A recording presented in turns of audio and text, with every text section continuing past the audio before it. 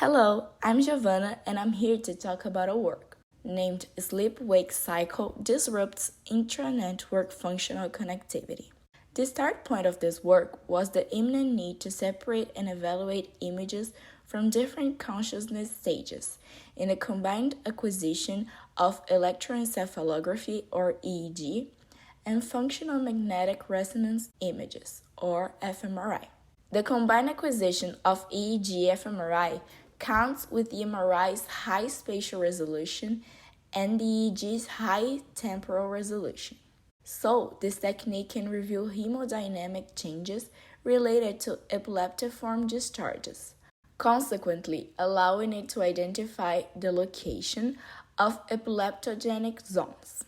As epilepsy has a high prevalence rate in the world's population, about 1%, this can be seen as a pretty efficient way to predict the surgical outcome for those patients in need of this treatment, and subsequently influencing the quality of life of people suffering from epilepsy.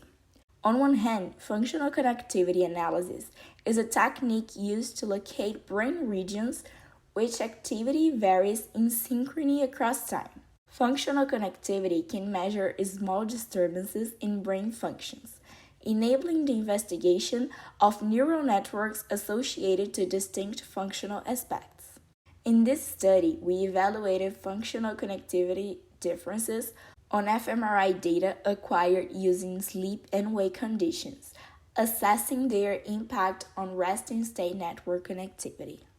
We included 36 to 44 minutes EEG fMRI data of 127 epilepsy patients, acquired with a 3 Tesla Philips scanner and pre-processed using UF2C toolbox, developed in the neuroimaging laboratory in Unicamp.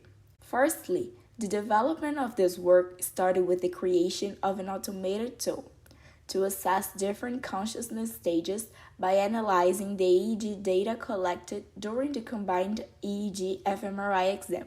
The algorithm used the EEG data and, by a series of processes, including the application of a continuous wavelet transform, separated the exam into two new different exams using an epoch of 30 seconds.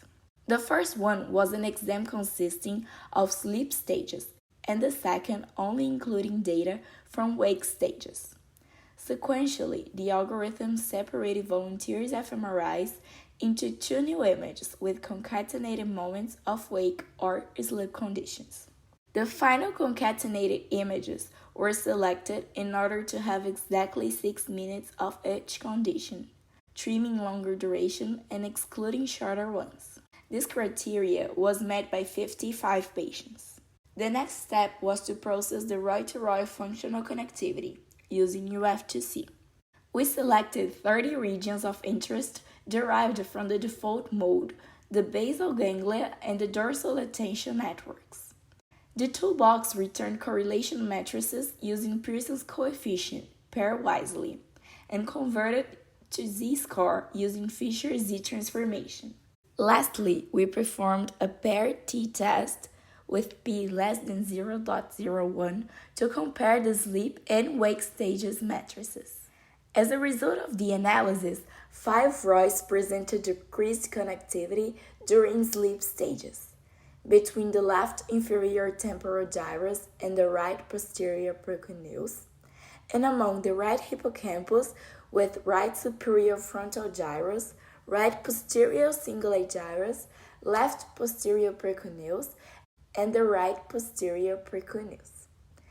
As seen in the image, the hippocampus is involved in 4 out of the 5 connections that presented decreased connectivity.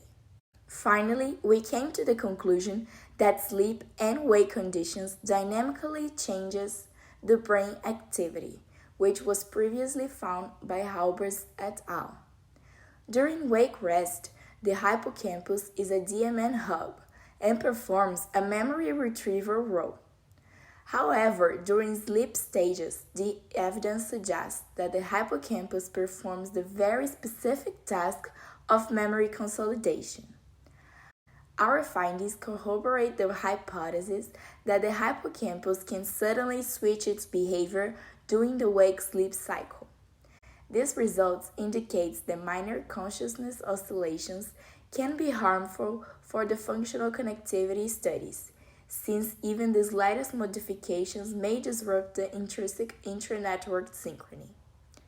Thank you for your attention.